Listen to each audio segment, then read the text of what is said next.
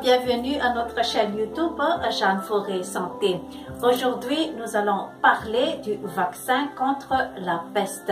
Plusieurs vaccins contre la peste ont déjà été mis au point au cours des années, mais présentent des effets secondaires graves, voire mortels. Ils n'ont aucune efficacité sur la peste pulmonaire. Ils ne sont donc pas approuvés par les autorités de santé internationale.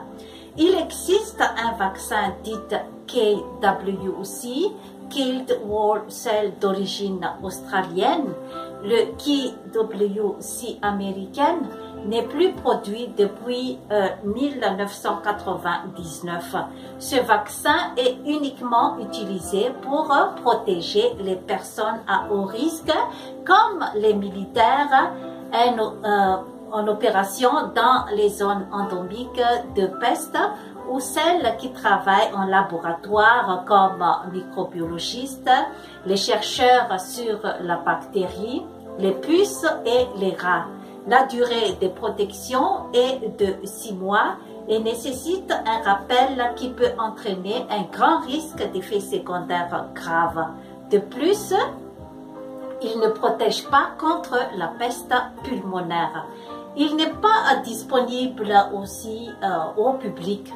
De nouveaux essais sont en cours depuis 2005 au Canada, mais on n'a pas encore trouvé de l'efficacité.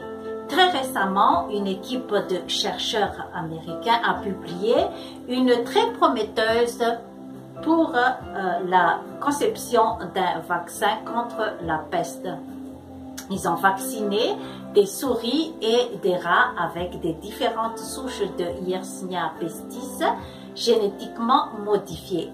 Les résultats ont mis en évidence que les rongeurs produisent 35 à 56 jours après la vaccination des anticorps contre la bactérie responsable de la peste. Après 120 jours, les rongeurs ont été exposés au Yersinia pestis par voie nasale, qui entraînait les animaux vaccinés ont présenté une immunité contre la peste pulmonaire, mais on n'a pas encore trouvé de l'efficacité chez les êtres humains. Sur ce, chères mesdames, mesdemoiselles et messieurs, je vous remercie de votre attention. Abonnez-vous à Jeanne Forêt Santé et likez. Bye.